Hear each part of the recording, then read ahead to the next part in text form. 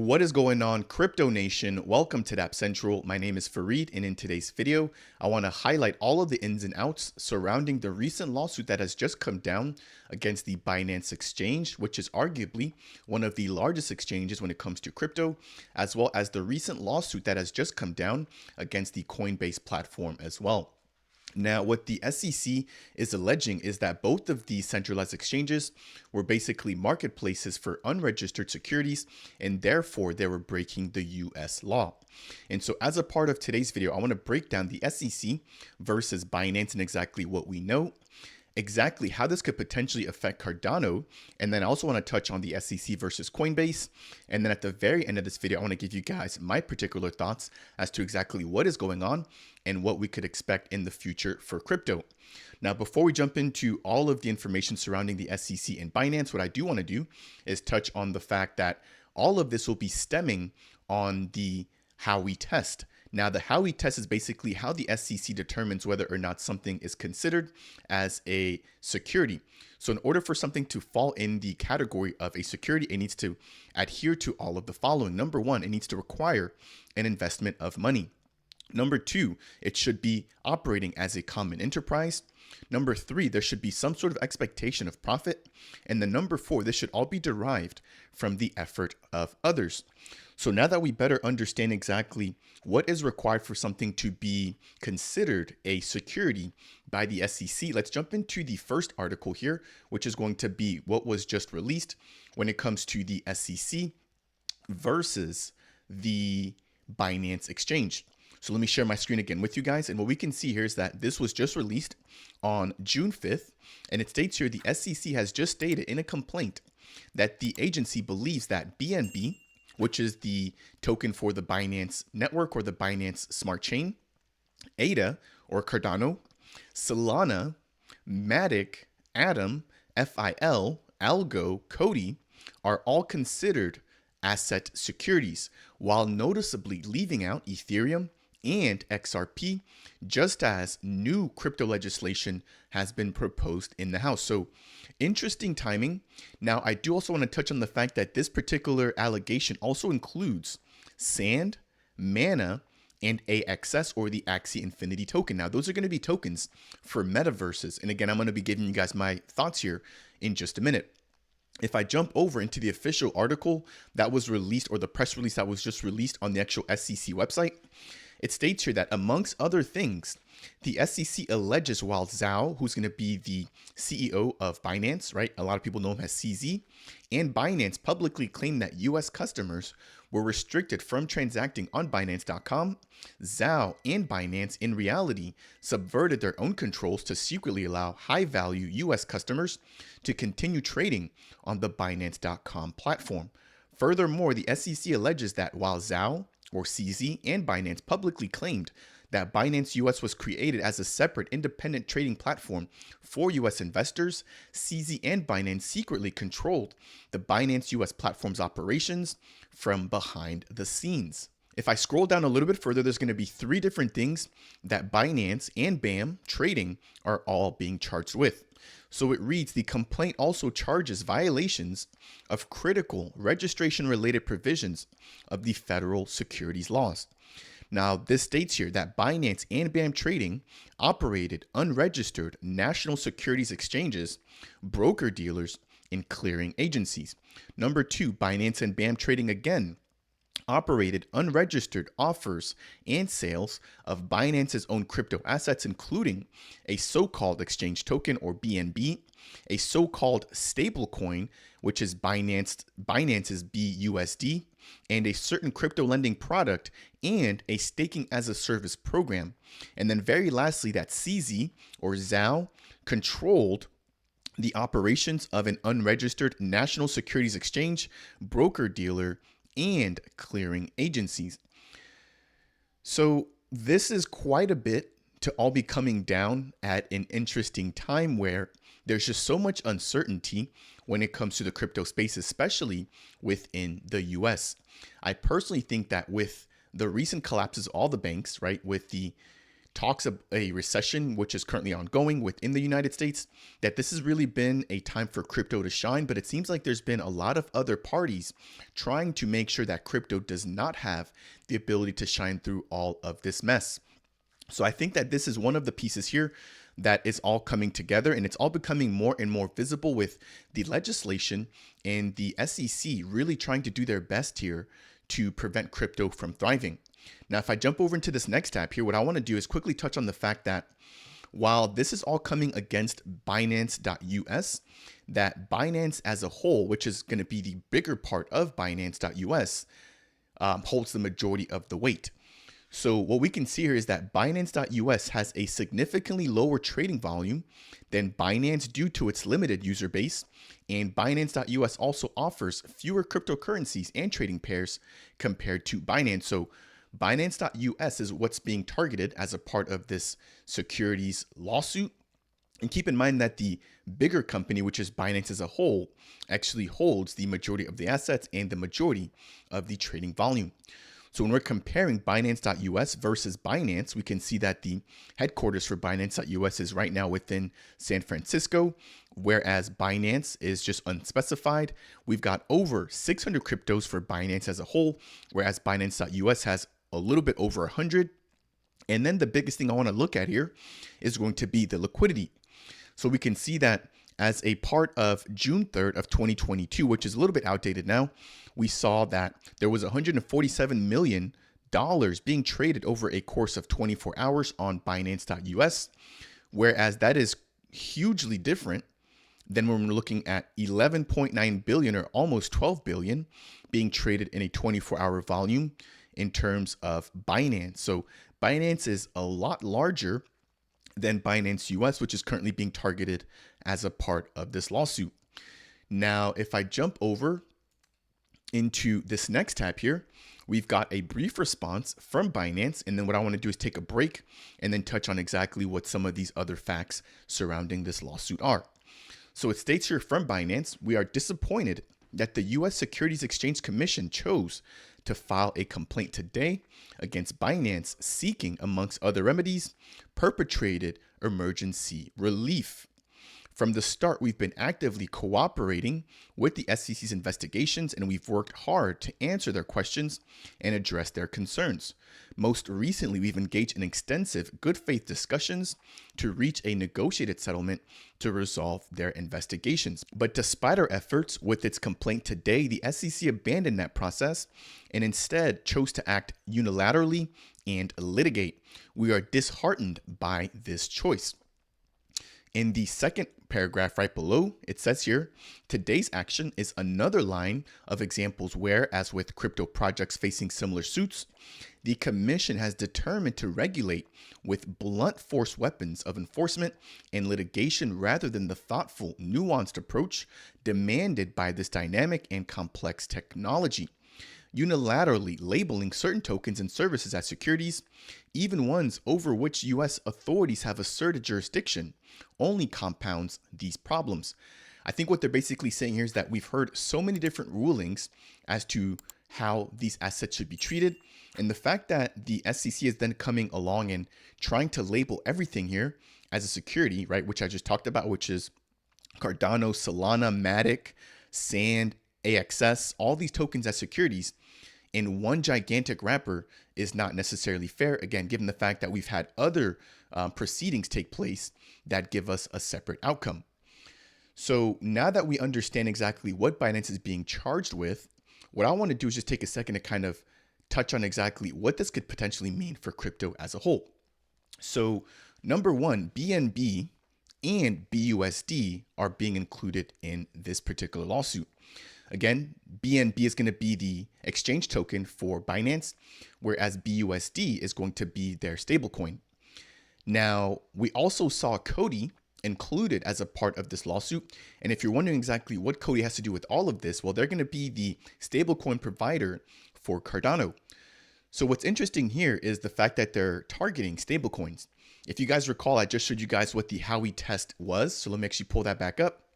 But what I want to highlight here is like, if we're labeling stablecoins as securities, right, including BUSD and potentially COTI, who's the creator of JET on Cardano, are we really expecting a profit when we're investing or leveraging a stablecoin, right?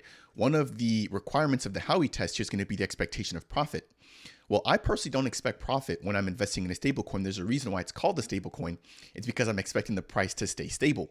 Now, you could argue about these other three portions, but again, I think that's one clear outlier there for me as to stablecoins. So the fact that they've included stablecoins in here, in general, I think for me is inaccurate, and there is never an expectation of profit from a stablecoin, especially if it's pegged to the US dollar, because again, that value should never change. Now, on top of just including BNB, BUSD, and COTI, we're also seeing the fact that Solana, Cardano, Atom, Mana, Sand, and AXS are all being included as well.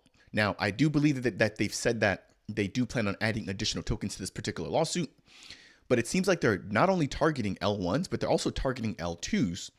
But there really is no criteria as to why they've chosen the platforms that they've chosen. Again, I think that including stablecoins is completely off, but I'm not sure why they're targeting all of these different metaverses, right? So that's another thing to keep in mind. Now, one thing that I also want to mention is they've also talked about staking operations being included as a part of this unregistered securities lawsuit. So when you head over to Binance, you have the ability to basically earn while letting Binance stake your tokens that you purchase and that you're storing on their platform. So if I jump over into this next tab here, what I want to show you guys is going to be the fact that Binance has over 94 pools, stake pools for Cardano. So the fact that they've got this many pools, again, allows for them to take all of the Cardano that's purchased on their platform and they can stake that directly to their stake pool. And then in return, they can provide a portion of the actual Cardano staking rewards back over to the users, while they also keep a portion of that, again, by providing them ease of use, basically staking their token for them and then giving them a portion of the actual ADA earned from the staking program. So the SEC is basically saying that they're not allowed to do this. Now, what this sounds to me like is exactly what we saw with the SEC when they came against Kraken. If you guys missed this, this was about, I want to say 3 or 4 months ago, but we basically saw Kraken discontinue their sales of crypto and the crypto as a staking service because of SEC charges. Now, Kraken did actually bow down to the SEC and they completely stopped the service, and they also paid a 30 million settlement fee or settlement charge or fine, whatever you want to call it, to the SEC. So the fact that they did actually get Kraken to cave in is not really a good sign, but this is exactly what they're trying to come to Binance and Coinbase using, right? So any of the staking rewards that Binance was able to give back over to their users was technically supposed to be registered as some sort of securities offering, which of course Coinbase and Binance did not do. So again, that's not really looking too good there when it comes to that. Now, if I jump back over here, I do want to highlight the fact that we recently saw Binance, right, create an additional 30 pools on Cardano. And what does this exactly mean for these stake pools now, right? Is Binance going to be forced to close them down if the SEC wins? There's just so many questions surrounding how this is all going to work. So that's what I want to highlight there. Now, there's one other thing that I do want to touch on, and that's going to be Cardano specifically. So they're stating as a part of their announcement here that Cardano, right, is supposed to be a security. Well, in order for Cardano to be labeled a security, again, it has to fit the Howey test. Now, if I jump over into this particular tweet here, which was made by Dr. Shweta, we can see some of the things that are being targeted as securities. So number one, we've got ICOs. Number two, we've got security tokens. Number three, we've got stable coins. And then number four, we've got DeFi or decentralized finance tokens. Now, she also lists why Cardano technically cannot be labeled as a security. So number one, Cardano's ICO was held in Japan and it was not made available to US investors. Number two, Cardano ADA is not a security token. And then number three, Cardano ADA is not a stablecoin. And then very lastly, ADA is not considered a DeFi token. Therefore, it should not be labeled as a security. Now, one thing that I do want to touch on here is going to be the recent case that we just saw with the library token, where we saw the judge rule that any secondary sales after an initial ICO could not be charged or labeled as a securities trade.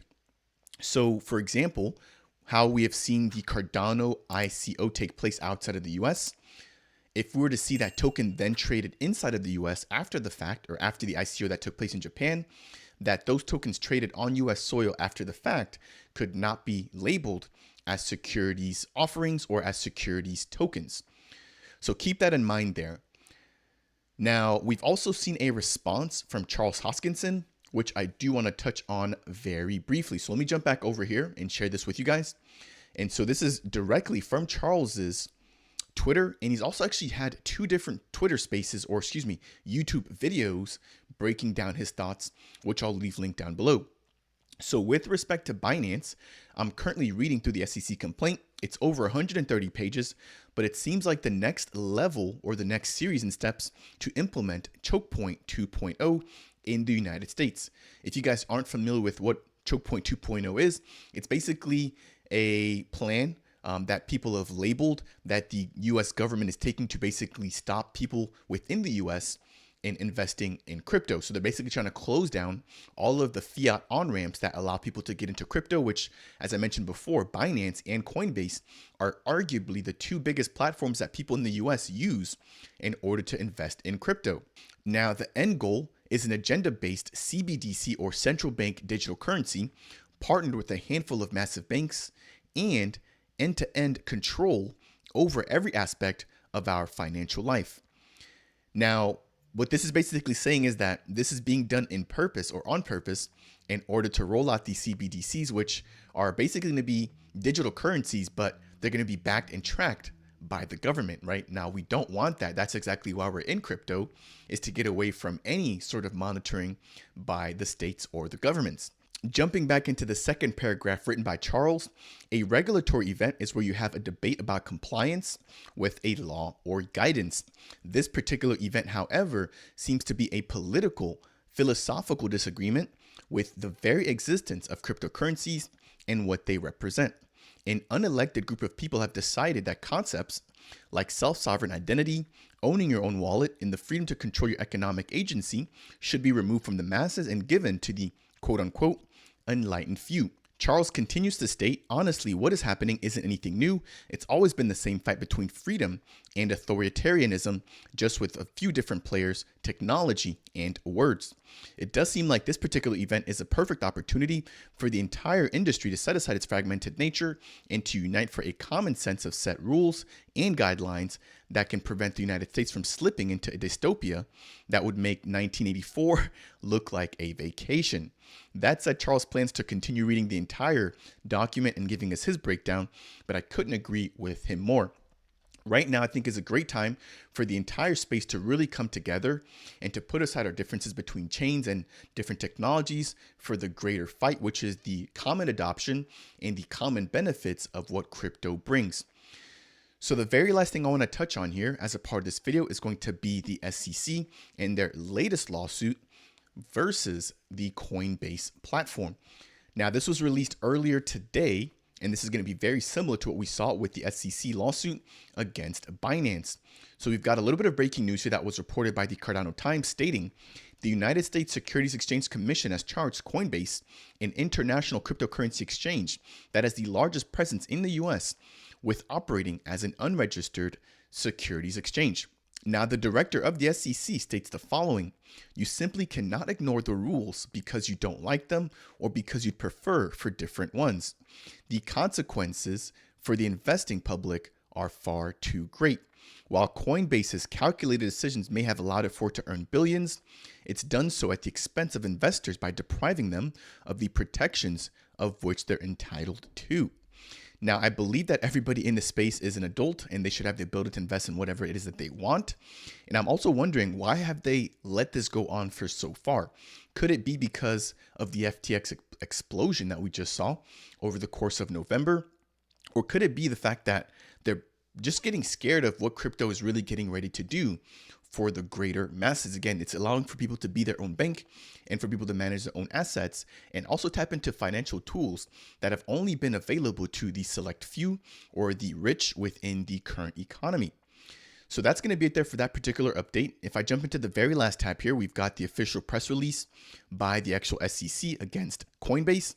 And so it reads here, according to the SEC's complaint, since at least 2019, Coinbase has made billions of dollars unlawfully facilitating the buying and selling of crypto assets as securities. The SEC alleges that Coinbase intertwines the traditional services of an exchange broker and clearing agency without having registered any of those functions with the commission as required by law. So very similar to what we just saw with the allegations for Binance. That said, the SEC alleges that through these unregistered services, Coinbase allegedly provided a marketplace and brought together the orders for securities of multiple buyers and sellers using an established non-discretionary method under which such orders interact. They also engaged in the business of effecting securities transactions for the accounts of Coinbase customers. And then very lastly, they provided facilities for comparison of data respecting the terms of settlement of crypto asset securities transactions, which served as an intermediary in settling transactions in crypto asset securities by Coinbase customers, and they acted as a securities depository. So quite a bit of allegations there. The very last paragraph I want to break down as a part of this video is going to be surrounding the fact that the SEC is also alleging that Coinbase offered a staking as a service program that went against its laws. So the SEC, or the Securities Exchange Commission, alleges that since 2019, Coinbase has been engaging in an unregistered securities offering through its staking as a service program, which allows customers to earn profits from the proof of stake mechanisms of certain blockchains and Coinbase's efforts.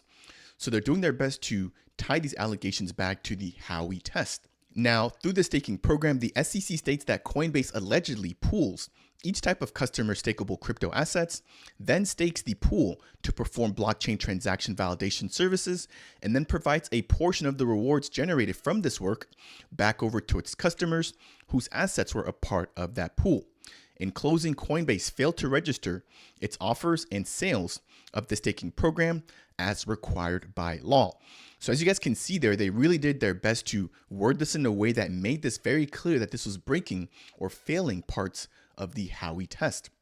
Now, the very last thing I want to mention here is that Coinbase has been doing their own due diligence, and they've also actually been reaching out to the SEC in order to get more clarity as to what is allowable and what is not. What's crazy though is that the SEC has done their best to delay or to defer responding to any of their questions, and what they're now doing is coming out of nowhere and dropping a lawsuit on them. And so this begs the question, is the SEC doing what they need to do in order to make sure that these platforms have the information that they need, or are they really only watching out for their own, which in this case is the banks and the traditional financial system, as well as the rollout of CBDCs?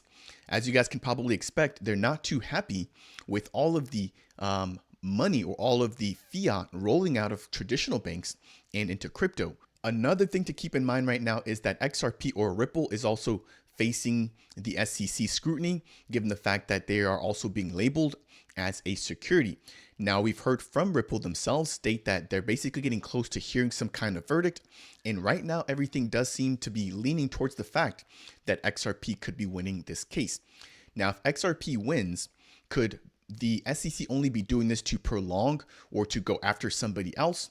Or if XRP loses, could the SEC basically be setting up this entire agenda in order to take everybody else out while they've also got some steam? So it could be going both ways. But again, given the fact that we didn't see XRP listed as one of the tokens that is being labeled as a security because of the fact that they're already undergoing some sort of lawsuit themselves, does make sense to me. But until we've got some more clarity around who's actually going to win that XRP case, I think it's really hard to tell what the SEC's goal or agenda is. In closing of today's video, I do want to give you guys my personal thoughts and take as to what exactly is going on.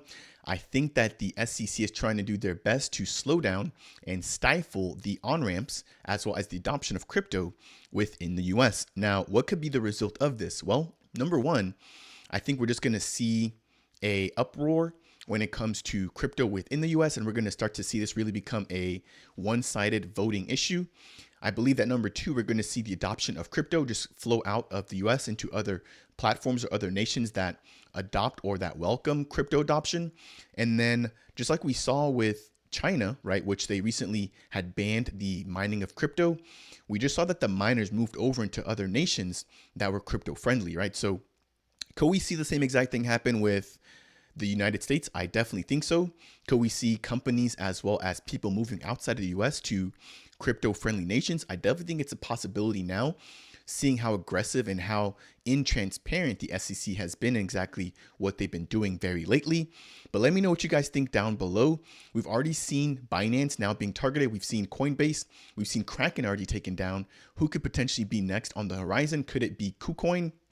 I definitely think so. We've seen so many of these exchanges trading and selling ADA, MATIC, Solana, XRP, Ethereum, Mana, Sand, and all these other tokens that have been labeled as unregistered securities.